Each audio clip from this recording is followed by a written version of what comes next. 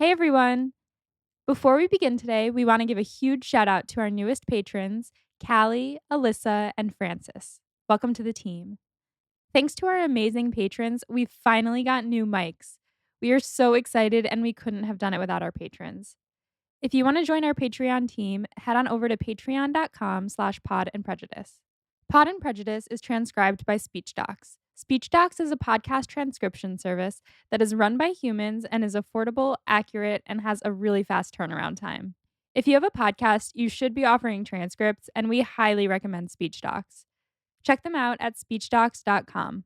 And now enjoy this final book episode covering chapters 49 and 50 of Sense and Sensibility.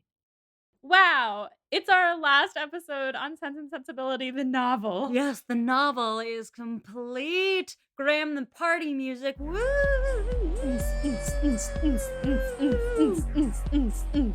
Molly, how you feeling? I have no idea how to process my feelings, Becca. This has been a wild ride. This book has been full of ups and downs, twists and turns. Well, we're going to talk about some of those ups and downs, twists and turns, but first...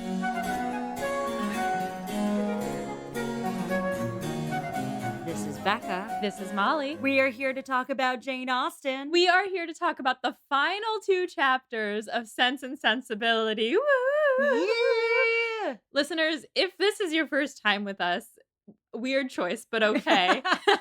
I, Molly, have never read any Jane Austen before doing this podcast. I, Becca, have read a lot of Jane Austen before doing this podcast. If you want to hear Molly read through Pride and Prejudice for the first time, you can go listen to season 1 of this podcast, but that is not what we're doing here today. No, today we are talking about chapters 49 and 50 of Sense and Sensibility, or volume 3, chapters 13 and 14, if your book is divided up like that. Yes, and oh boy, do we fast forward through a lot of time in these last few chapters. Yeah, Jane Austen's a really big fan of the Where Are They Now, isn't she? She loves an epilogue. She does love an epilogue. Yeah, and in this book in particular, she really crams a lot into that epilogue. Like in the last book, everyone was sort of married off by the end, and she was like, and they were either happy or unhappy. And in this one, it's like, by the way, 2 of the main characters are going to pair off like 3 years after the fact. So, Yes.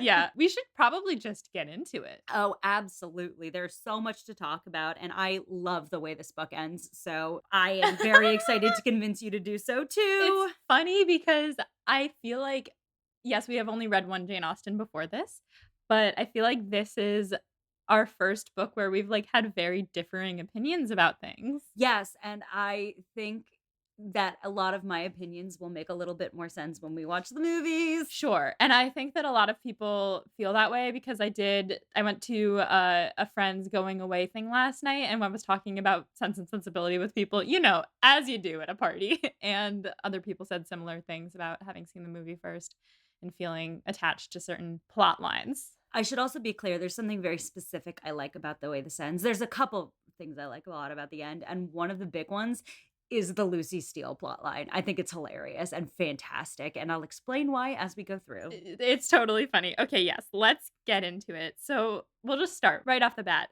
Chapter 49, or Volume 3, Chapter 13. The Dashwoods might not understand why Eddie is now free, but they know that he is, and they assume that since he's already had one imprudent engagement behind his mother's back that lasted for 4 years, he probably won't have any problem having another imprudent engagement behind his mother's back, i.e. he's probably going to propose to Eleanor. Classic Eddie with his imprudent engagements. Yes, he is.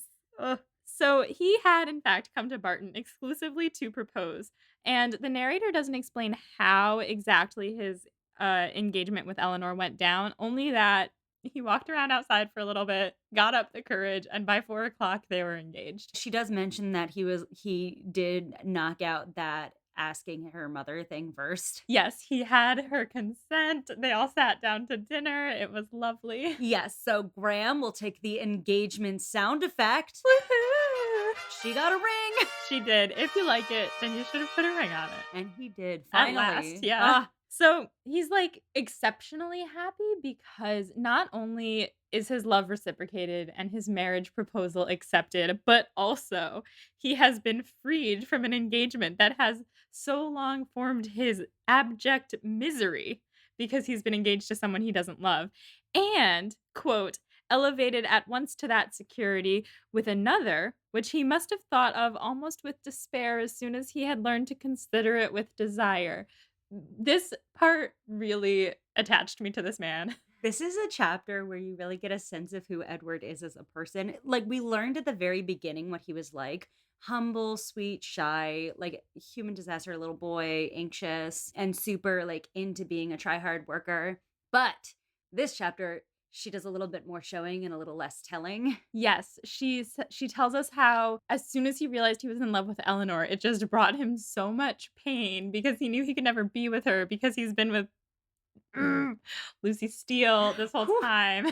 And sweet, sweet boy tried to do right, did bad, didn't do me great. He's compost. He's compost. Ultimately, it helps the planet and we like it, but it smells weird. Yes. Oh, Eddie smells weird. I do have to say that in hearing all of these descriptions of Eddie as kind of like a little bit helpless in his whole situation, I do have to say I do think that Hugh Grant is going to be phenomenal as Eddie, which I couldn't see at first because I thought of Hugh Grant as being kind of like just like minorly douchey. Hugh Grant is supposedly kind of douchey, but Hugh Grant in rom-coms is famously floppy and disastered. Yes, and he has this facial expression that he does where like his eyebrows scrunch up a little and his eyes look a little sad and he looks a little bit like a wounded puppy. Absolutely. Like, I think of that scene in Love Actually, not Love Actually, in Notting Hill, where he's offering Julia Roberts the apricots in Yes. Honey. Uh-huh. And he's like, "Oh, would you like something to eat? Something to nibble?" Yes, exactly, it's that, it's that, it's when in Love Actually, when he, like, realizes that he's been in love with what's her face the whole time, and he goes like, "Oh, dear." Is it Natalie? Natalie, yeah, and he's like, "Oh, buttocks," or whatever, I don't know what the fuck he says, but, like, it's so good, and I think that he's gonna be great, so, really excited for tonight when we watch the movie. So, he tells Eleanor everything about Lucy with, quote, "the philosophic dignity of 24." He's able to look on it with retrospect now.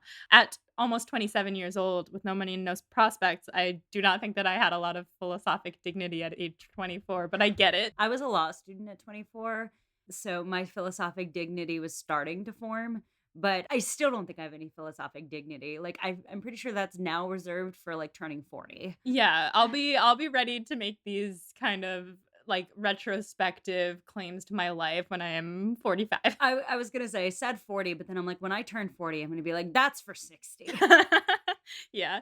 So he explains that when he left his homeschooling with Mr. Pratt, he believed himself genuinely in love with Lucy, but he was 19 and he was young and he was foolish. And he blames the fact that he wasn't allowed to choose a profession. We've talked about this many times. He wanted to do one thing, his mom wanted to do another thing, but instead he was just forced to sit idle, which I still don't really fully understand why he couldn't just do something, but in any event, like he didn't have a job, so he was stuck with his feelings, doing nothing but just going and visiting Lucy Steele. So of course he was gonna think like, "Oh, this is it for me. Like I found the one." And he ends up with her in that way. And also at that point he hadn't really spent much time with women. So he thought she was like the gold standard. Yeah, and we have to remember, and as these two chapters really articulate, Lucy Steele is a master at charming people, Yes. especially foolish people. And so it makes a lot of sense. I will say it is a curse of the upper classes in this era that there wasn't much work that was worth doing, quote unquote, in terms of like social class. Mhm. And basically, everything Edward wanted to do was considered too low class for him. Mm, And everything that his mother wanted him to do, he didn't want to do. right. And so his family was more content to just be like, do nothing than to let him do what he actually wanted to do. So he feels useless to society and doesn't like it. Yes, which fair. He's a good bean. He is a bean. So that night, Mrs. Bennet is just too happy. She can't sleep. She doesn't want to smother them with her love, but she also wants to smother them with her love. There's a line Jane Austen writes where it's like Mrs. Dashwood went to sleep and she could not be more in love with Edward. She could not be more happy for Eleanor. Yeah, she's like she wanted to give them space, but she also wanted to watch them together the whole night. Yes. Marianne is also very happy, but she is, shedding many a tear because she's feeling her It's like a regrets. combo. She's happy and sad. It's like when you watch Ted Lasso. It's like you're happy and sad at the same time. That's an Olivia Rodrigo song, right? I'm sure. I was thinking more just like watching Ted Lasso with you, where we both like are in our feelings and then you cry. Yeah, I'm usually crying by the end of Ted Lasso, mostly because it's so pure. Yeah. So, Eleanor, meanwhile, Eleanor. How can we describe Eleanor's feelings? Eleanor is, quote, oppressed, overcome by her own felicity. Has she ever been this happy? No, here's the thing. Once she could stop holding it in, you kind of see the progression of Eleanor lose control of her own feelings. And now that like she's getting everything she wanted and all the drama she went through is just like erased, like she can't hold back anymore. She needs to be in her feelings right now. Girl is in it. We love this. Yes, we do love this for Eleanor. I'm so happy for Ugh. her. Eddie is invited to stay with them for a week, and he and Eleanor just talk the whole time. It says, quote, for though a very few hours spent in the hard labor of incessant talking will dispatch more subjects than can really be in common between any two rational creatures, yet with lovers it is different. We could just talk forever and ever. That's good stuff. Also, this is before like the love making, before le marriage was appropriate. Right. So these two are dealing with all their sexual tension by just having conversations until they get married. Yes, which later on Eleanor is like, okay, it's time to get married. Like, we're not waiting for the house to be finished.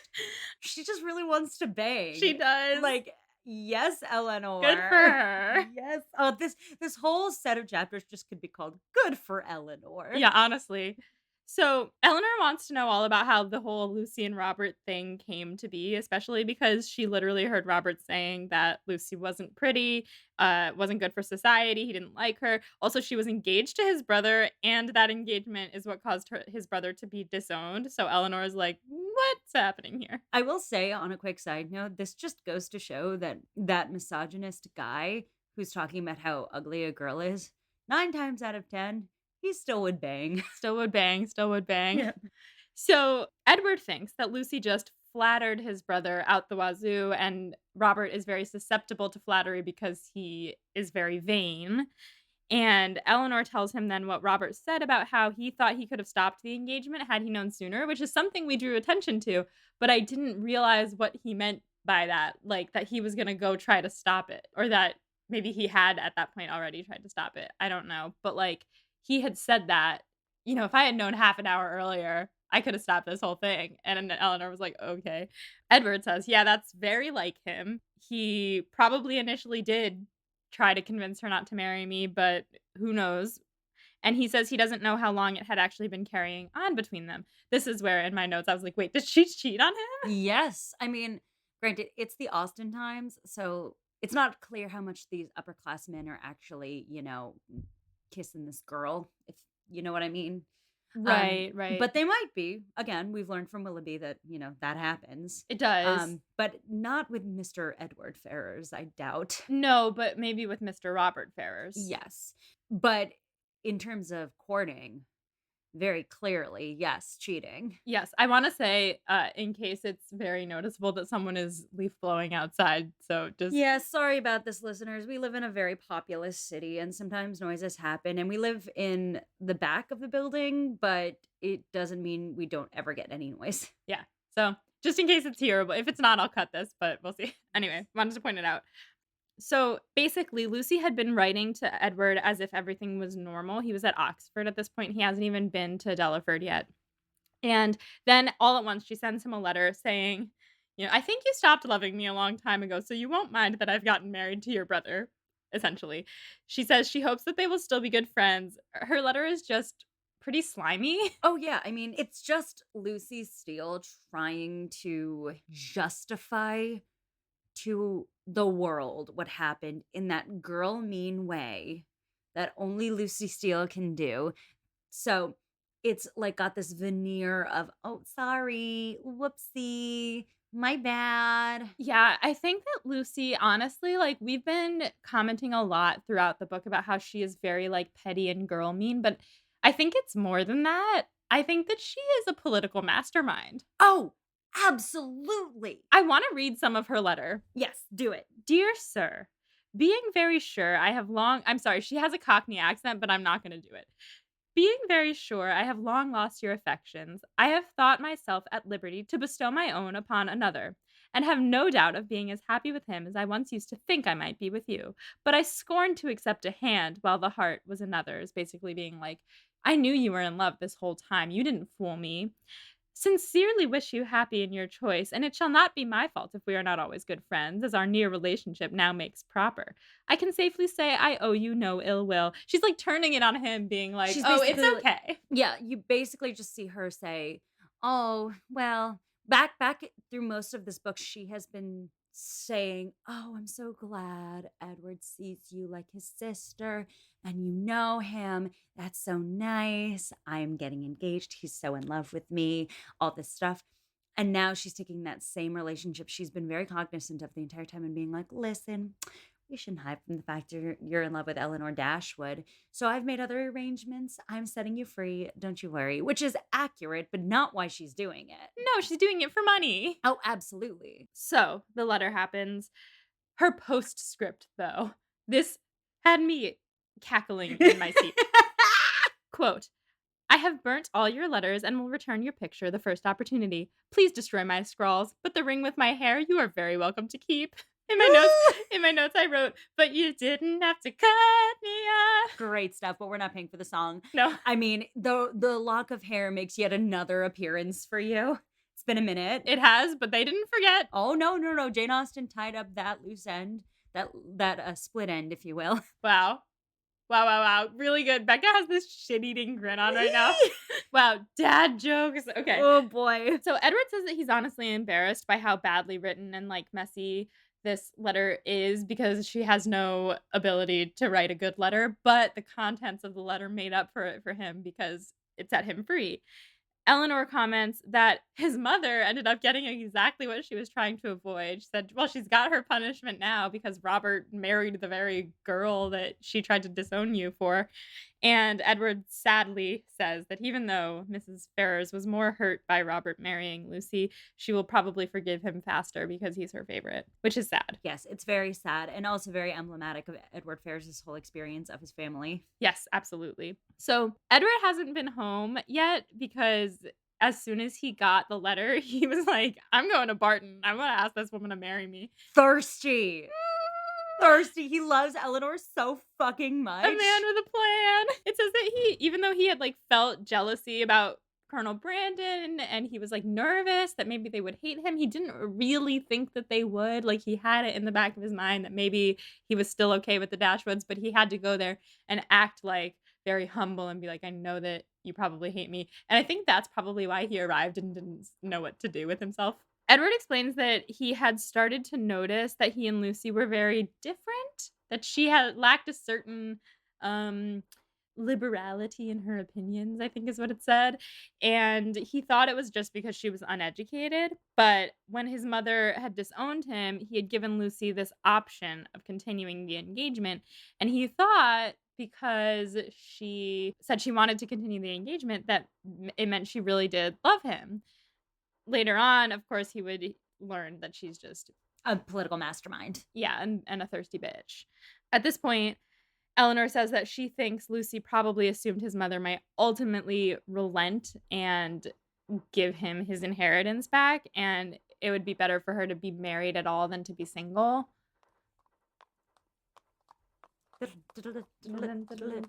It's actually just the sound. So, listeners, if this makes it into the episode, which it seems inevitable at this point, it will. That is my fridge. We have a ghost, but think of it as the clip clopping of Edward's horse towards Barton to ask Eleanor for her hand in marriage after he's freed from his engagement with Lucy Steele. Yeah. That is the sound you're hearing. Exactly. Yeah, it's just the sound effect of Edward Ferrars wanting to satisfy his desires, both sexual and romantic, with the very hottie with a body, Eleanor Dashwood herself.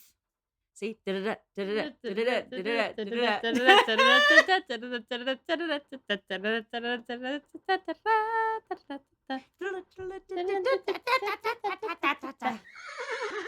When his mother disowned him, he had given Lucy the option of continuing the engagement or not, and he thought that because she wanted to continue it, that she really did love him, and he doesn't understand, in retrospect, her motives for staying with him. Eleanor thinks that Lucy probably thought his mother was going to eventually relent and give him his inheritance back, and also it was better for Lucy to be married to him than to be married to no one at all for her status. Absolutely, and Edward Poor is still better than no man for Exactly, Lucy Steele. and he's hot. Oh, yeah, Edward's hot. Actually, I mean, he's supposed to be cute. That to me is hot. Yeah, I know, I agree. Yeah. So Eleanor at this point scolds Edward for spending so much time with them at Norland because it gave them all false hope because he knew that he was engaged. And he says, and this part really did, this is where I kind of turned and became an Edward stan because he thought that his heart was safe because he was like, I'm engaged. I can be friends with these people and not risk falling in love because I'm attached to someone else. And he never would have expected Eleanor to love him, so he just thought they were all just hanging out genuinely as friends, and it wasn't until he started comparing his feelings for Eleanor with his feelings for Lucy that he realized he was in love with Eleanor, but he continued coming because he really thought that he was only hurting himself. He didn't think that he could possibly be hurting Eleanor. And he's so in love, he's just like, oh, he can't help himself. He really can't, and he's a low self-esteem boy. Yeah. He doesn't think that he's worthy of her love, which he's not. No one is worthy of Eleanor. No. He is excited to hear that Brandon is coming to the cottage. He feels at this point guilty for how he kind of treated Brandon when Brandon offered him the living. Why did he resent Brandon for that? Oh, it's because he thought Eleanor and Brandon were a thing. And he was like, "Oh, this is a charity case." Like, It's basically one of those things where, like, has someone you liked ever dated another person and then that other person turns out to be, like, perfect in every way and, like, even helps you out? no. So the show New Girl actually kinda subverts the trope a little Uh-huh, uh-huh. with, Jess and, what's her name? Reagan? Oh, yeah. Yeah, so spoilers for New Girl, a show that came out a decade ago Listen, almost. we're avoiding spoilers for books that came out 200 years ago, so it's Yeah. fair. So when Reagan is dating Nick, they resist the urge to make Jess super jealous. But you could see a situation where Reagan was like super nice to Jess and like say Jess trips over something and falls and Jess comes over. Oh, you know what this is like? This is actually like Sam, Dr. Sam stitching up Nick if he falls and hurts himself when Nick is in love with Jess. Right, when they're at the haunted house. It's also like Yes. actually, New Girl does this a lot because they all live together, they kind of have to deal with this. Yeah. But with, when Janice from Mean Girls plays Nick's girlfriend, who I'm forgetting her name. Lizzie Kaplan. Yes. She plays Nick's girlfriend at one point, and Jess is super jealous of her, and they, like, don't get along at all, and then, she comes over one night, and Jess, gives her cupcake, and she's like, "I don't trust you, you don't like desserts," and then they become friends, and they, like, are crying together, and it's like this. Absolutely. All this to say that, like, it really sucks when you are already, like, resentful of a person Mhm. and, they end up doing something shitty, like helping you out when you're down. Yeah, so shitty. But yes, I get it, I get Yeah. it, and so now he's like, "Okay, I'm gonna go be friends with Brandon." Yes. So, he hasn't yet been to Delaford, so Eleanor, like, tells him all about the parish, and in this sentence, they use the word glebe, which means land, so she's just, describing the grounds to him, which she's heard about in great detail from her good friend, Colonel Brandon. Mhm. Her good friend. So, Eleanor and Edward. Now that you're standing Edward again. I know, it's complicated. I have Yeah. complicated feelings, which I'm sure we will talk about in the study questions. Of course. Eleanor and Edward have one thing left to settle between them, which is that they need something to live on. They aren't so in love that they think 350 pounds a year is gonna be enough for them, unlike what Marianne was thinking at the beginning of the book. Mhm. Edward still hopes that his mom is going to forgive him, but Eleanor doesn't think that she will, and she brings back that, she knows that she was the lesser of two evils between her and Lucy. Then Colonel Brandon arrives, and since the cottage is now too crowded, he walks every night back to the park to stay with the Middletons and then comes back in the morning by breakfast time. Are the Middletons there right now? Or are they still in London? That's a good question I don't know the answer to. I guess it doesn't really matter because they're not coming to I'd hang assume out. they're there if, Brandon's sleeping over. Or they gave him keys. They That's might have given him possible. keys. So, he had been at Delaford alone for 3 weeks before this, and it said that he had little to do but calculate the disproportion between 36 and This 17. reminds me of that scene in Parks and Rec where Andy's like, "Is 21 too young to date?" Oh, I watched that one. Yeah, yeah, I understood that reference. I understood that reference. Yeah, and here's the thing, like, it's I don't ship it yet, so, and we're running out of time. It's okay. It's very sweet. I really am I like him, And you like her. and I like her. Mrs. Dashwood tells Colonel Brandon all the tea, and he is doubly happy about what he did for Eddie since now it benefits Eleanor, and in my notes at this point, I also wrote, "Fine, I love their friendship," which I do. That's what I'm saying, is that, like, if you focus too much on whether or not they, like, are gonna bang, you miss out on, like, this really, really, like, solid bond the 2 of Yes. them have. And it is so pure, and I really do support them as best friends. It doesn't mean that I ship him with Marianne, and I will That's talk fair. more about that later on, but I just and I just yeah, I think that I would have been happy if he didn't end up with anyone and just stayed just friends with the Dashwoods at large. Alright, we'll get there, we'll We'll get get there. there. So Brandon and Edward become friends, mostly because they are in love with 2 sisters, but also because they've got a lot in common in their personalities, which is something that we've talked about a lot because we've talked about the way the 2 sisters love and, like, the kinds of things that they look for in a man, and they both are sensible. I don't know. Have we talked about it? I don't think we have talked about it, but it's not inaccurate. They're both pragmatic men who value, the Dashwood girls and are smart and capable.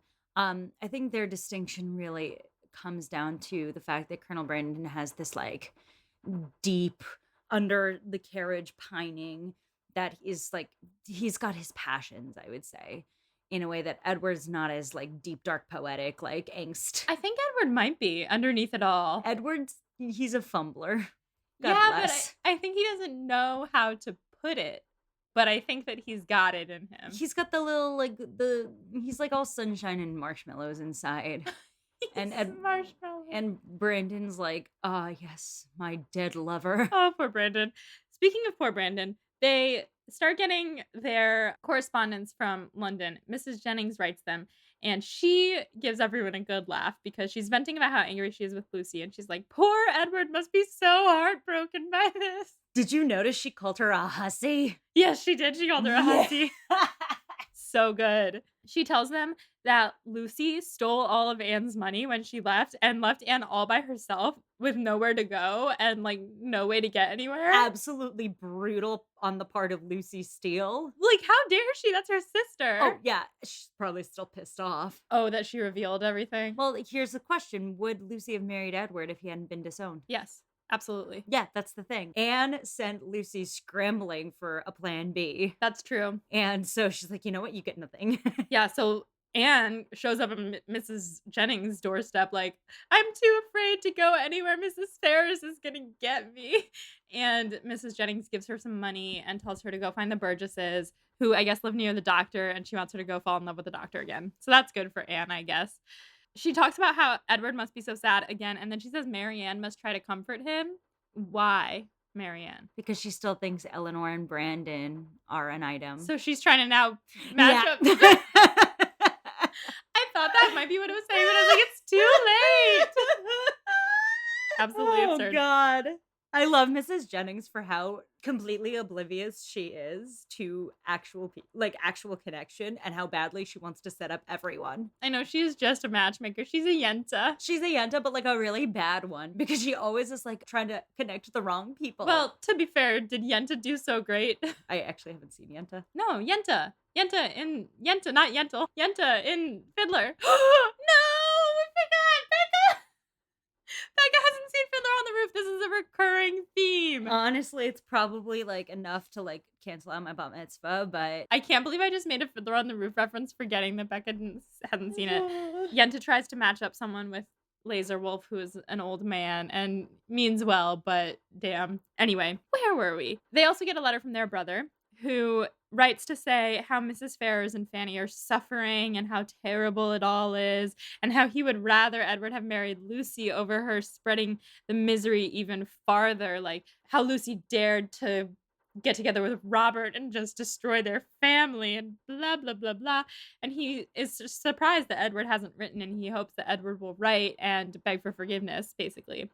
And then he says, "For we all know the tenderness of Mrs. Ferrars' heart, and that she wishes for nothing so much as to be on good terms with her children." Yeah, that's really all Mrs. Ferrars wishes for. Edward, at this point, stands up for himself. I was so proud of him. He says he's not going to write a letter of condolences. He is not sorry for what he did. And Eleanor's like, "Well, maybe you can say that you're sorry for ever having been engaged to Lucy, because that's kind of true." And he's like, "Yeah, I guess that is true." And Eleanor says maybe that will soften the blow when he reveals that he is now engaged to another person who she disapproves of.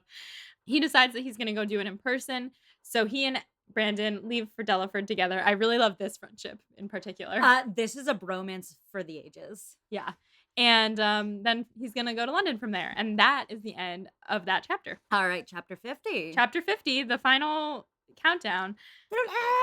Edward is permitted at last to see Mrs. Ferrars after some resistance from her because she doesn't want to appear too amiable. This is funny, so I have to read it. Her family had of late been exceedingly fluctuating. For many years of her life, she had 2 sons, but the crime and annihilation of Edward a few weeks ago had robbed her of one. The similar annihilation of Robert had left her for a fortnight without any, and now, by the resuscitation of Edward, she had one again. This woman is the worst. Like, that's the thing that's so satisfying. This is what I love about the end of this book, is just the scrambling of the Ferrars family. Yes. Like, Fanny is just a fucking wreck. And Mrs. Ferrars has to just, like, slowly pull Edward back in and accept Eleanor. At long last. Yes. Yes. So he tells her about Eleanor, and at first she's like, "Well, Miss Morton would be a much better choice." And I'm proud of him. He really played the right strings. He was like, "Yeah, you're right. She would be, but I'm not going to marry her. Like, you're right, but no." And at last, Mrs. Ferrars relents and says that she will consent to Edward marrying Eleanor. She even says she's going to give them some money. I wasn't sure if she's giving them more money than initially promised, or like just back to his initial inheritance. Yeah. Oh, no, no, no, no, no. So basically, she left him destitute, Hmm. and she irrevocably placed the living, like the estate, on Robert. That means she can't take it back. Oh. So Robert Ferrars is not facing any consequences for his actions monetarily, just his family's mad at him. Edward, on the other hand, still destitute. So what Mrs. Ferrars is doing here is basically giving him a little bump, little boost. So they still need the living Colonel Brandon gave. But if you remember, the living that Colonel Brandon gave was like, you could grow it, but it wasn't much yet. Right. And Eleanor has like a tiny amount of money herself. Hmm. And Edward has a tiny amount of money himself. And now with this boost from Mrs. Ferrars, it becomes pretty much like a middle class lifestyle. Right. And it said in the book that they both were like more than thrilled with this because they don't want to be rich. And it said Mrs. Ferrars was the only one surprised at her not giving them more. She's like, Yeah. "I'm going to be stingy." But Yeah, and she's like, "Oh God, he still deserves punishment, but I will give him a little bit," because she doesn't want him to be like, I guess, starving on the street now that he's her son again. right. And you might remember, like, really early on in this book, there was a conversation between Marianne and Eleanor and Edward where they were talking about what kind of level of wealth they could withstand. And Eleanor and Edward were both like, "I don't really need that much." And Marianne was like, "Me neither. I just want this super wealthy lifestyle." Yes. So basically, Eleanor and Edward are getting what they wish. They're trading in more riches that they could have in favor of a life together with like the person they love, and a little less money, but a lot of fulfillment. Yes. So look at Jane Austen taking the economics of dating and Jane Austen and saying, "Suck it, this is a love match." Yeah. Yeah, love's more important than money, but like you still need to eat. Yes, you still need to eat. Meanwhile, Brandon is making improvements to the parsonage so that Eleanor will be comfortable, and they had planned on waiting till all the improvements were done, but Eleanor is pretty anxious to get married, and she says, "Let's just get married." She wants to bang. She does want to She bang. wants to bang. There was a word used in this paragraph that I want to say. They were talking about the dilatoriness of the workmen who were working on the parsonage. That means procrastination. Maybe they're the same guys who work on the New York subway system. Yeah, probably. So they get married, and Mrs. Jennings' prediction that she would be able to visit Edward and his wife at the parsonage by Michaelmas came true because now he's married to Eleanor. And she also said her hope of seeing Eleanor happy in marriage at Delaford was also true. Yes! Mrs. Jennings really predicted this whole thing, didn't she? Guys, is Mrs. Jennings the protagonist of the book? I think so. Oh. Now she's hoping for the future marriage of Brandon and Marianne. This is when everyone starts shipping Brandon and Marianne.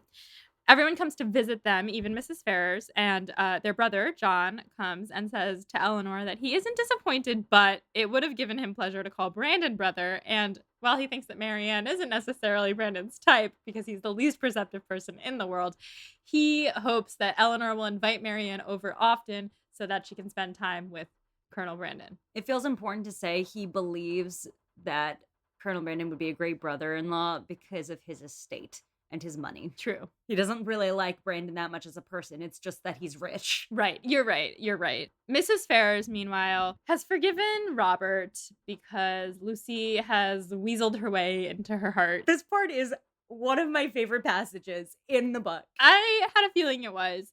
They want to tell us now how this all came to be. So initially, Robert did go to Lucy to dissuade her from marrying Edward. However, Lucy plays him like a violin. She basically just keeps giving little crumbs of, oh, maybe, but I'm not sure. If you have anything else to say about it, you can come back tomorrow. And then she comes in and she's got like her like top on that like pops up her cleavage, and she's got little snackies, and she's like, oh, you still don't want me to marry Edward?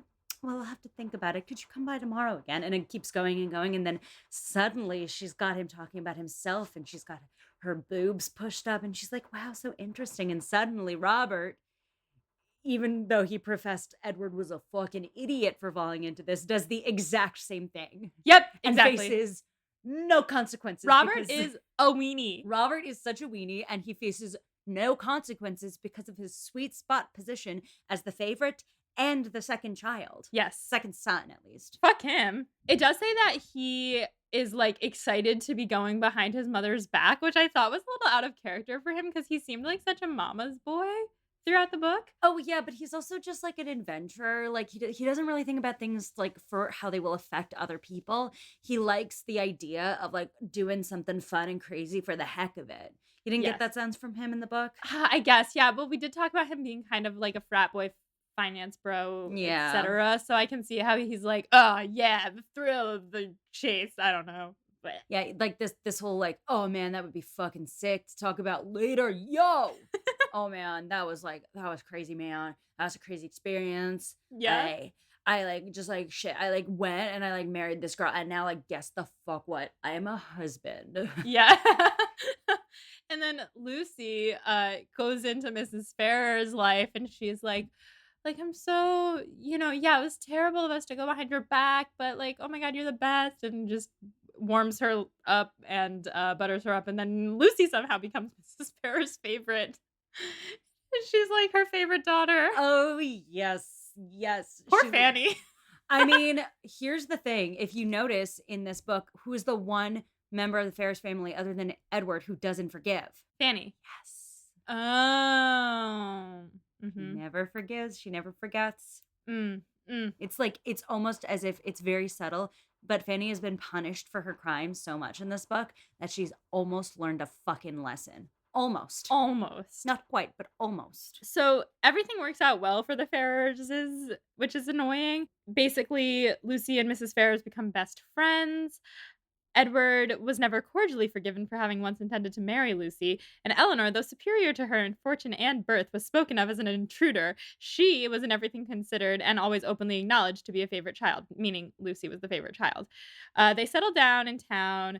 They get a lot of assistance from Mrs. Ferrars. They're on the best terms imaginable with the Dashwoods, and setting aside the jealousies and ill will continually subsisting between Fanny and Lucy, in which their husbands, of course, took a part, as well as the frequent domestic disagreements between Robert and Lucy themselves, nothing could exceed the harmony in which they all lived together. Yes. So I guess everything doesn't totally work out. Yeah, clearly Fanny still has issues, and I love that. And also Robert and Lucy aren't super happy. Yes, of course they're not. I mean, they're both terrible people. Yes, so like, how could they be happy? happy. Of course not. So, Eleanor's mother and sisters spend a lot of time at Delaford, and Marianne and Brandon do end up spending some time together. And everyone is shipping them. So, what could she do? It says. I wanted to read, I have feelings Mhm. about this whole passage. Okay, yeah. So, the way it's described, and Mm. I'm sure I'll get to this more in the study questions. So I'll just read the first part for now, and then I'll come back to it later. It says, with such a confederacy against her, meaning everyone's shipping her and him, with a knowledge so intimate of his goodness, with a conviction of his fond attachment to herself, which at last, though long after it was observable to everybody else, burst on her, what could she do? What could she do but get married to him? So they get married. And that's good. They're happy. It's been, I guess it's been some time, 2 It's been years-ish. 2 years. So Yes. Colonel Brandon is so, so happy, and Marianne is satisfied at first because she definitely likes him as a friend a lot. And it says, quote, Marianne could never love by halves, and her whole heart became in time as much devoted to her husband as it had once been to Willoughby, Yes. which is great. And I am happy that she has learned to love him. I still, Don't see it? well, here, I'll just, the next part that I wanted to read Go for it. was right after what could she do. There's a whole paragraph, and I'll just read it. Marianne Dashwood was born to an extraordinary fate. She was born to discover the falsehood of her own opinions and to counteract by her conduct her most favorite maxims. She was born to overcome an affection formed so late in life at 17, lol, and with no sentiment superior to strong esteem and lively friendship voluntarily to give her hand to another. And that other, a man who had suffered no less than herself under the event of a former attachment, whom 2 years before she had considered too old to be married, and who still sought the constitutional safeguard of a flannel waistcoat. The fact of the matter is that when Marianne marries him, she is not in love with him. And I know that the whole of Jane Austen essentially is like, do we marry for money or do we marry for love? Do we marry for comfort or do we marry for love? And I'm not saying that what Marianne thought before was correct, because that was an extreme. Like, obviously, she was right to not marry Willoughby, but Brandon loves her so passionately. Like, he has been obsessed with her since day one, which, like, again, like, a little bit weird. I don't fully see why, because he doesn't know her very well, but fine. Like, but he loves her so much, and this is like everything to him. And she's just like, okay, you're here. And like, yes, she does grow to love him, and that's great. It's not the best though. I read it quite differently than you. I mean, so for one thing, that's how a lot of people have read it for years. Yeah. That this book is just serving as a lesson for Marianne. It's a cautionary tale about getting too up in your own feelings and then walking off and finding a sensible older gentleman who's you're okay with and like settling down for life. And that's really what makes happiness. You've read only one Jane Austen book, but do you really think that's how Jane Austen feels about the whole situation? No. I think that Jane Austen is a big fan of marrying for love, which is why I'm like surprised.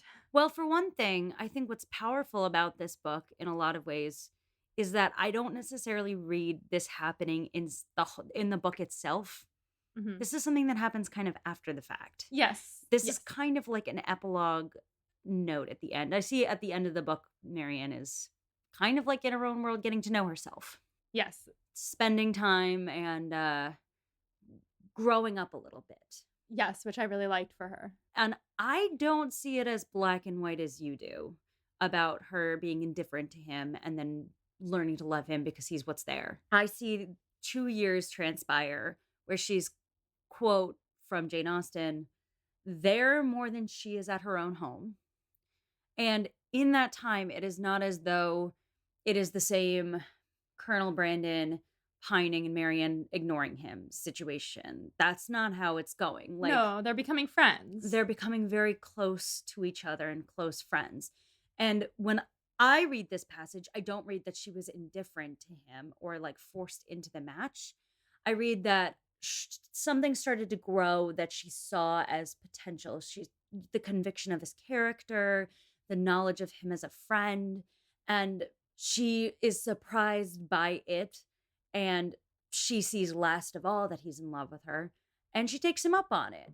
And from that finds more happiness and growth in her relationship than imaginable. We talked about this really early on in the series about how love is a journey, not a destination. And what she does is she chooses to act upon that compatible match and finds a love as satisfying and beautiful as the one she thought she had with Willoughby. Wow, Molly's crying, guys. That was unexpected. Uh, I'm so sorry. no, it's okay. Yeah, like it was. Wow. I see where you're coming from. Wow, I really just shifted you a little. You did just shift me a little because I guess I was thinking in Jane Austen's words, what could she do? I guess I was reading it as what could she do but give in to the pressure? What could she do but settle? Now, I never thought that she was settling for Colonel Brandon because he is a catch He is a catch and a half. and a half. But he loved her so much more than she loved him. And I think it's what I was talking about when I was really hardcore shipping him and Eleanor was the what if we were just friends, but we decided to get married because we love each other as people. And so now I see that that is what Marianne did. Yeah. And here's the part that I get so excited about. You see that as the natural path for Eleanor, and you see the path of forbidden but uncontrollable soulmate love for Marianne, And it's the other way around. and they swap. I love that. They swap their paths of love and what they think love is and what is desired by each girl, and they realize that the other one was kind of right. Oh my god, oh my god, oh my god. Yeah, I just blew your mind, right? I love this book. I know, right? Wow. And we'll have listeners who will disagree. I read this in a very specific manner, but that is how I read what Jane Austen was trying to say and do here, because Jane Austen is not a fan of leaving her heroines in destitute states. No. And she's not a fan of creating like a binary of money match or a love match. She gives you all this like depth and complexity to these relationships, and it's very simplistic to think, oh yeah, Marianne learned her lesson and now she marries the stuffy old guy, because that's not who Colonel Brandon is. No, he's hot. Yeah, exactly. And it's not who Marianne is. And certainly you can see that partially through their interactions with Eleanor, and the fact that Eleanor exists in the book offering a foil to Marianne, and the fact that Marianne exists in the book offering a foil to Eleanor.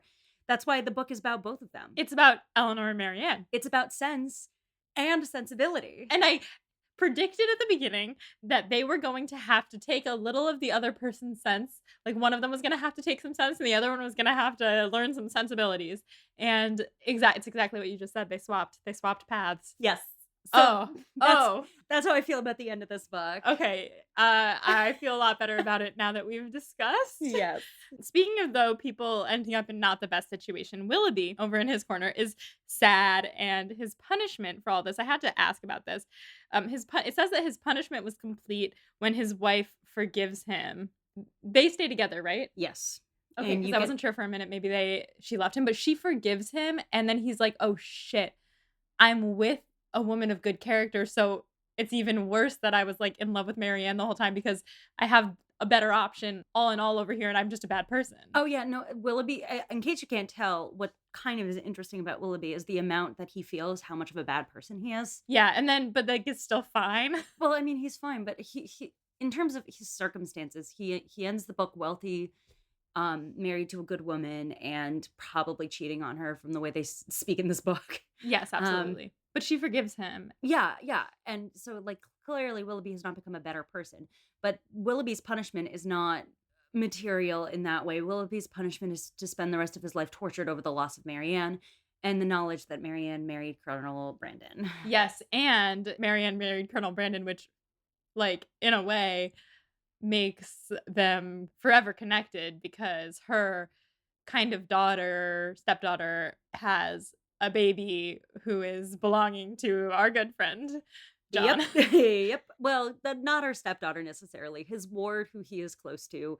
Yeah, I think of as his daughter. It's a fair reading. Yeah. His daughter, but not by blood.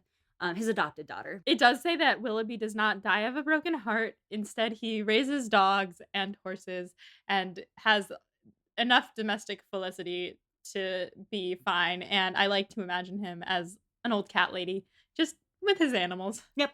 And the way he builds her up, my God. For Marianne, however, in spite of his incivility in surviving her loss, he always retained that decided regard which interested him in everything that befell her, and made her his secret standard of perfection in a woman. And many a rising beauty would be slighted by him in after days as bearing no comparison with Mrs. Brandon. I loved that. That is his punishment. That is his punishment, and also, like, why we should never hold anyone to a gold standard because the way that he thinks of women is creepy and gross. Oh, super creepy and gross. And he doesn't learn, and that's why he'll never be with Marianne. And he'll never be happy. And she is happy. That's Yes. how this book ends. Yes. Marianne is happy. Marianne is happy. Yeah. Meanwhile, Mrs. Dashwood stays at the cottage, and now Mrs. Jennings and Sir John have Margaret to turn their attention to because she is now of the dancing age and the marriageable age, so they get to matchmake with her. And everyone lives happily ever after, especially our girls, Eleanor and Marianne. May I read the last paragraph of Please this book? do. Between Barton and Delaford, there was that constant communication which strong family affection would naturally dictate, and among the merits and happiness of Eleanor and Marianne, let it not be ranked as the least considerable that, though sisters and living within almost sight of each other, they could live without disagreement between themselves or producing coolness between their husbands. And they all lived happily ever after. That's the end of the book. Fireworks. Record scratch. Wait, no record scratch. No record scratch. No, don't give us a record scratch. Give us fireworks. Give us dancing music. Woo, woo, woo, woo, woo. Yeah, we finished this book, and that brings us to my last study The question. last study questions of the novel. Oh, we have a few. We actually fully addressed one of them. That's great. That's fine. But first, let's talk about Lucy. Is she a villain, or is she kind of an anti-hero? What do we mean by anti-hero before I answer? I kind of respect Lucy Yes. for how good she is at what she does. Yes, like we said, I do think that she is a political mastermind. She was always out for her own success, and she was going to do whatever was necessary from the get-go. So, like, she was going to marry Edward. Like we said, if he had not been disowned, she would be married to Edward. But the fact that a wrench got thrown in those plans, one, she's going to toss her sister out the window. Two, she's going to marry the next best thing. And so she really landed on top in this situation. Not easily, though. Honestly, like, here's the thing about Lucy Steele is we talked about this last episode a little bit. She is from nothing, and she made herself into an heiress. She gave herself a life that many women of higher stature than her could not hope for. That is impressive, and it takes a cold, calculated ruthlessness and a genius on her part. She had the capacity to seduce Eric. You've done that twice now in this. I don't know how that happened. She had the capacity to seduce Edward based on like his childhood boredom and angst. And she had the capacity to subdue Eleanor as a threat entirely, as she kept her claws into Edward because she wanted his money. And then when he loses his money, she ends up seducing his brother, who had massive disdain for her and the brother that she helped get disowned. It's like people meet her and their brains just Well, what happens is that she happens to be uncannily good at knowing how to control the other people around her. Even Eleanor. Like, Eleanor understood very quickly about her that she was a flatterer and a social climber, but she still read Eleanor like a book and was able to keep Eleanor down the entire book. And she ends up in a situation where not only was she able to figure out how to play everyone to her advantage and end up on top and not give a shit, she still ends up on top with the people she shat on the most. That's true. So to your question, like, is she a villain or an anti-hero? Yes, she did good. She did all of that. But I feel like she just doesn't care about anyone. So I think, I mean, she's a good villain. She is a delicious villain. Sense and Sensibility has some of the best villains in Austen. Fanny Dashwood, who I do think that Fanny... No, has- Fanny's totally a villain, even Fanny's if she's learned anything. She's a villain. I think the difference between her and Lucy Steele is that Fanny is just mean, but like she had ulterior motives, but she wasn't gonna like destroy someone's like, she did destroy people's lives? Okay. It's hard, though, because I feel like she wasn't as calculated. See, the thing about Fanny Dashwood is it's a much lower stakes game for her Right. because She's already rich. she's already rich. Lucy is playing for the win because if she loses, she's destitute. And you're right, she did really come out on top with the people that who she destroyed, Yeah. and they still somehow like her. That's a good question, though. Of the three villains, I would characterize Fanny Dashwood, John Willoughby, and Lucy Steele. Who was your favorite of the three? Ooh, my favorite or my least favorite? Ooh, Give me favorite in terms of the most compelling. okay. Favorite, most compelling would have to be Lucy Steele because she's got the most complex like, we don't know what she's doing. She's operating completely undercover. She is a good villain. See, I think it's a tough handoff. She might be my favorite villain. It might be Willoughby. Well, for Willoughby, he's just a douchebag, but but he's in love. That's hard. That's why it's so hard because Lucy is deliciously unemotional, heinous, and like ruthless, just like leaving her sister for dead. She's selfish. Oh, unquestionably, but so is he. The difference is that Lucy doesn't give a shit about anyone but herself. Anyone. And she will do whatever it takes to get to the top. And she's playing a very high stakes game because if she doesn't, she dies because she's super poor. Right. Willoughby, on the other hand, is a selfish piece of shit.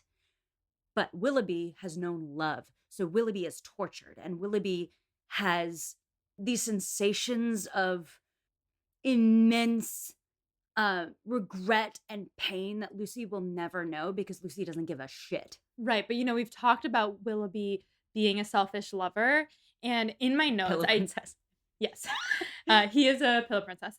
So, in my notes, I had written that, like, I don't think that I almost wrote he doesn't have the capacity to care about anyone, or I almost wrote he doesn't have the capacity to love, but he does have the capacity to love, but because he's a selfish lover, I don't actually think that he cares about the people that he loves.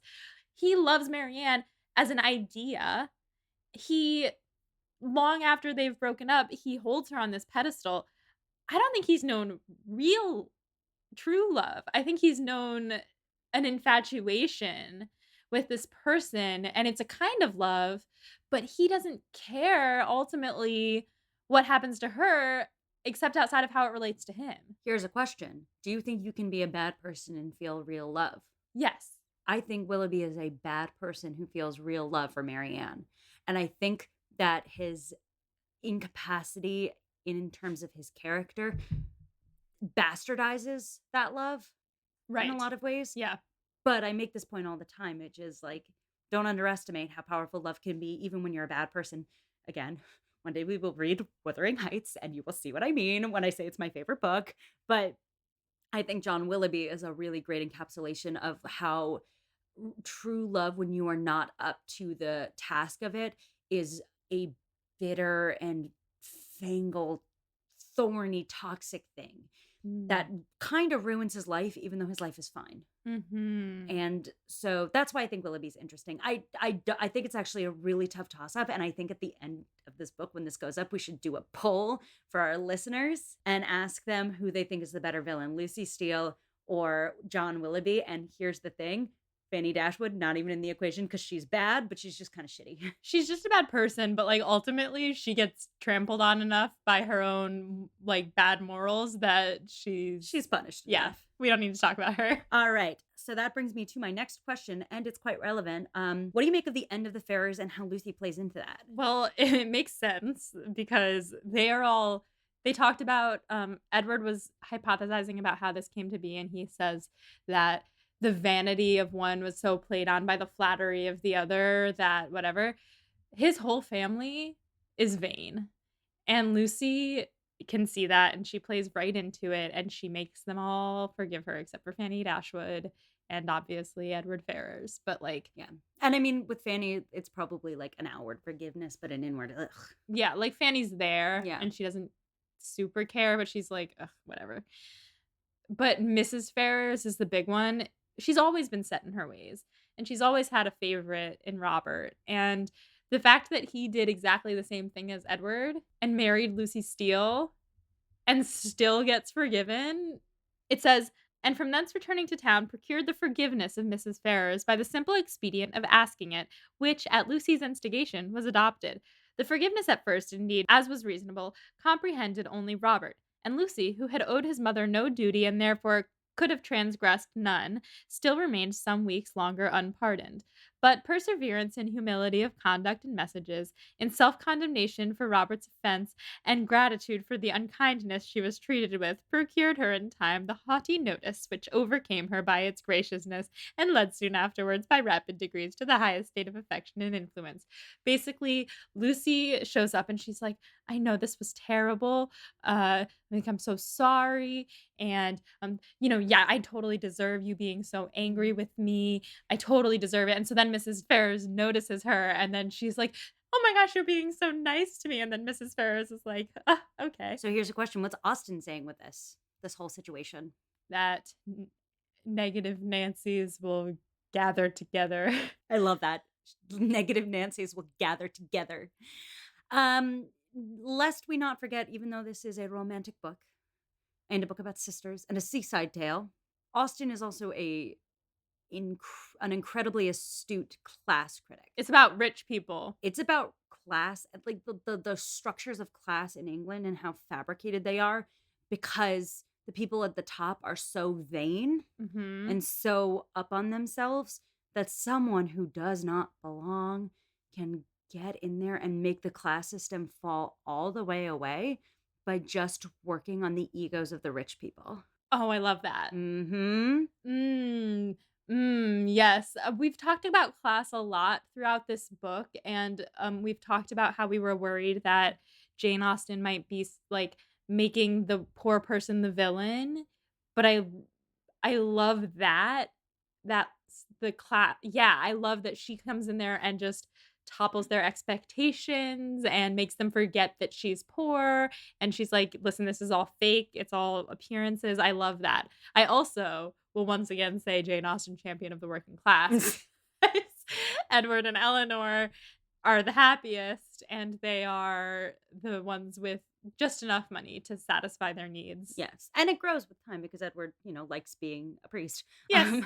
But yeah, I think that's correct. And like I see Lucy in this book, she is a bad person. She is a villain, and you could read that as very classist instinct on Austen's part. And it's not the most sensitive characterization of a working class girl. Because she did the same thing with Wickham, which is Yeah, something we've talked about before. exactly. But I also think at the same time, Lucy's serving as a mirror to the upper class people around her, and Eleanor is observing her transcend class just because the arrogance of being at the top and the arrogance of your surety in the class system is a foil to a very astute member of the lower classes. Mm. And she shows just how stupid these people are and Mhm. just how vain they are and just how Mhm. greedy they are in her presence and her capacity to have a sense of how vain and stupid and greedy they are. Does that make sense? Yeah, it does. Yes. So it is very fascinating. Lucy Steele, she is a terrible person, and reading her slowly through this book could be excruciating because she is so awful, but she is so interesting and such a cool piece of Austen's literary canon. I will leave it there. We talked about Marianne's ending. Do you have anything you want to add as you've given your sense of it and I've given my sense of it and I've made you cry? Yeah, I mean, for me, this was what I was waiting on. I was really for me, I understood that Edward and Eleanor were gonna be happy once they could put everything else aside. I knew that that was gonna happen. I was curious as to how, and I loved the way that it came to be. Meanwhile, I had no idea how this was gonna pan out with Brandon and Marianne. I think I went into it thinking I was gonna be unsatisfied with the ending because I knew we were running out of time, and mostly I just believe that Colonel Brandon deserves an explosive love. Like, I want him so badly to have this thing because he's such a passionate man, but also he's a sweet, kind, quiet man too. And I think that I wanted the best for him, and I don't know what I thought that was. I think that I thought it was, you know, Eleanor. I thought it was Eleanor, and then I thought, at one point I was thinking they are such good friends, like, in this time period, maybe that's enough to just settle down and start a family and just be happy and be best friends because they do say, like, marry your best friend sometimes, unless it's, like, genuinely just your best friend and then don't marry them, but, like, be best friends with the person that you're Yeah. marrying. So, I thought that that's what I wanted for him, but I thought it was gonna be like, the more I say it, the more that what happened is what I thought I wanted for him. Um, so I'm torn, but I think that I wanted Marianne to love him as much as he loved her, for it to be like an even playing field, like, equally they love each other this much. It didn't seem to me reading it that that was the case, but you pointed out that it 2 years have gone by. She's 19 by the time that they get married, and he's 38.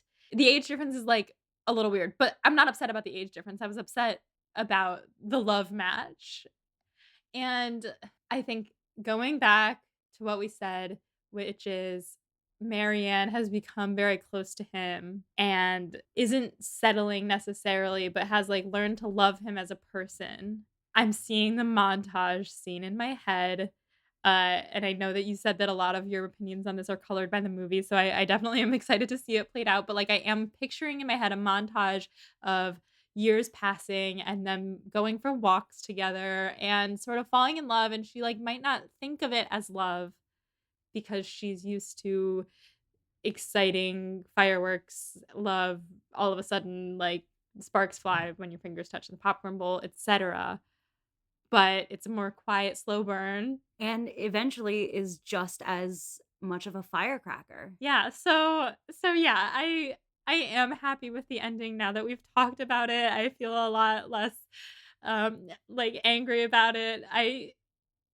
am happy for Colonel Brandon, and I do really love the juxtaposition of, like, how Eleanor's story panned out versus how Marianne's story panned out. Yeah, I'm satisfied. Yes, and I mean, ultimately, this story if I had any critique of this story, in terms of the way Jane Austen writes it, it's that she does a lot of showing and a lot less telling when it comes to the formation of the bond between Edward and Eleanor and the formation of the bond between Marianne and Brandon. And she tells us those things happen, but she doesn't do as much of the showing of it happening. And I think that that is a valid critique of this book. That being said, I still think the story stands on its own and gorgeously. Well, yes, something I was gonna say and then wanted to retract it immediately so I didn't say it, but I'll say it now, is that I was wishing that instead of it all being crammed onto the last 2 pages between Marianne and Brandon, it had panned out more and that we had gotten to see it, but it's true if we take the end of the chapter before this and we see Marianne ends the book working on herself and then gets a little epilogue of, like, after the story is over, she and Brandon do fall in love and do get married. It actually stands with what we've said this book is about the whole time, which is Eleanor and Marianne. Which brings us to our next question.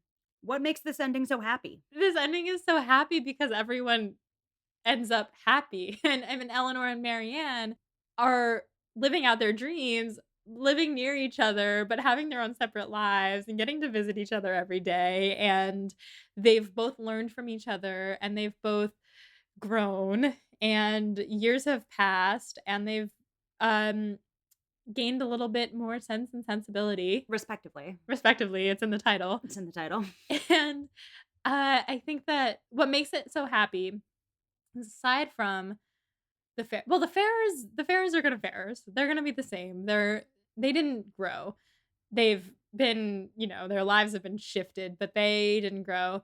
Um, the people who we are rooting for, the people who we care about and who care about each other, like, ended up with the good life. They did, and I think I can't stress enough the fact that the last line of this book is about the fact that these 2 sisters get to live together happily for the rest of their lives. Yeah. That to me is the happy ending Jane Austen is putting out into the ether, and I think that's kind of why she half-asses the ending with the romance a little bit, because it's just so clear from the story that what's so wonderful here is that these girls have found their men and their family together and that they have a deeper understanding of the other one and have gone through so much together, and in the end they just get to see themselves and each other happy together for the rest of their lives. And it's especially happy because this book started with their lives and their family being completely uprooted.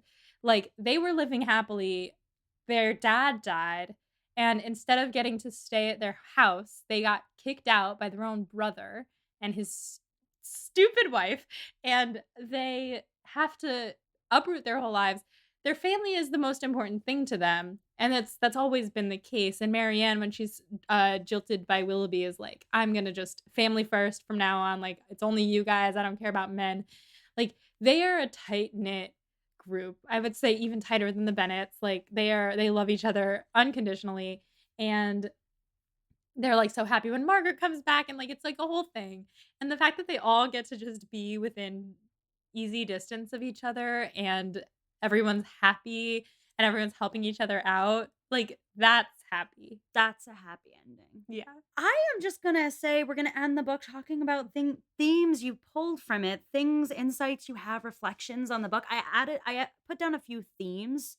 I said love, what heartbreak is, choice, um, inheritance, and the pressures on men in this society. Do you have any reflections, things that we haven't talked about in this podcast that like really jump into your brain? Gosh, themes of this book, I mean, love is a huge one, sisterhood is a huge one, friendship, as much as I talked about rooting for Eleanor and Brandon for the whole time, like, platonic friendship. We stand. It's ahead of its It is time. ahead of its time because so much of Austen so far that we've read, as in the one book, was just about love friendships, except for Lizzie and Fitzwilliam, Colonel Fitzwilliam. I was also going to say Lizzie and Bingley seem to have a romance going on there that was cute, but it was not as much in the book. It was just what I wanted to be. Right, like, it wasn't featured and genuinely discussed by Austen, and so I think that this platonic friendship thing that is happening between men and women is really important and is a huge theme, and it goes in that plays into, like, different kinds of love and, like, what are the different kinds of love, friendship love, romance love, lust love, obsession love, like, all of these different kinds of love are huge themes. Class structure, motherhood, Mm. got lots of mothers. Oh, and I think morals are a big theme in this Yes. because we have some characters that really, really take a hit on morals, and I think also duty and loyalty are huge themes. You look at the Edward versus Willoughby path when it comes to women from their past who were beneath them, Mhm. and you really see how these things form the story for these girls. Anyway, I've been thrilled to share this book with you. It has been such a joy. I have been fangirling the entire time. I've pulled stuff out of this book that I haven't gotten out of it before. I love this book. I love being an Eleanor. I love you being a Marianne And a Brandon. and a Brandon. All I really have to say is funniest quote. I think my first one is the only one I didn't read out loud because I there was a few that were funny to me that I read out loud, so I'll just read it's in the first paragraph. So, Edward was free, blah, blah, blah. And to what purpose that freedom would be employed was easily predetermined by all. For after experiencing the blessings of one imprudent engagement, contracted without his mother's consent, as he had already done for more than 4 years, nothing less could be expected of him in the failure of that than the immediate contraction of another. Fantastic choice. Thank you. Questions. Not moving forward in the book, but just generally, and I guess for the movies. Oh, man. Okay, questions for the movies. I am so excited to find out who plays everyone. Like, I know my main people, but I'm really excited to see that. I think I might have seen a spoiler and tried to immediately forget it. I don't know who this person plays, but I did find out another person who is in it, so I'm not gonna say anything. But I am curious about particularly the 1995 movie that we are covering next, is how are they gonna get this entire story in there? Who's gonna have to go? Because based on the 2005 Pride and Prejudice, like, some characters are gonna have to get cut. I'll say this as we walk in. It's a 2.5 hour movie, and in any sort of thing like that, there's going to be like changes around the periphery of the story. Yeah, so I'm wondering if I will be upset about any of those, like, if anything that is near and dear to my heart is gonna get cut, I'll be Whomst. whomst, I don't know. So that's what I'm most curious about, and I'm just really excited to get into this next chapter, so to speak, of the pod. Who wins the book? Oh man. Overall, it's gotta be Eleanor and Marianne. I agree. I think it goes to both girls. Yeah, they both had growth in different ways, and I think they both came out the absolute top of what their story could have come out. I agree. Listeners, that concludes this reading of Sense and Sensibility. If you tune in next time, we're going to be covering the 1995 movie version of this, starring Emma Thompson, Alan Rickman, Hugh Grant, and Kate Winslet. You should definitely watch the whole thing. We obviously will not cover the whole movie in one episode. Quick little side note as well. We've been getting a lot of questions about whether or not we're covering the 2008 miniseries. We will absolutely be covering that. That will come right after the 1995. I just wanted to put that out there so we can put all your minds at ease. But first, 1995. You will see we have some really stellar guests lined up for this. We're so excited to share that with you. But until next time, stay proper. And find yourself a husband. Yes.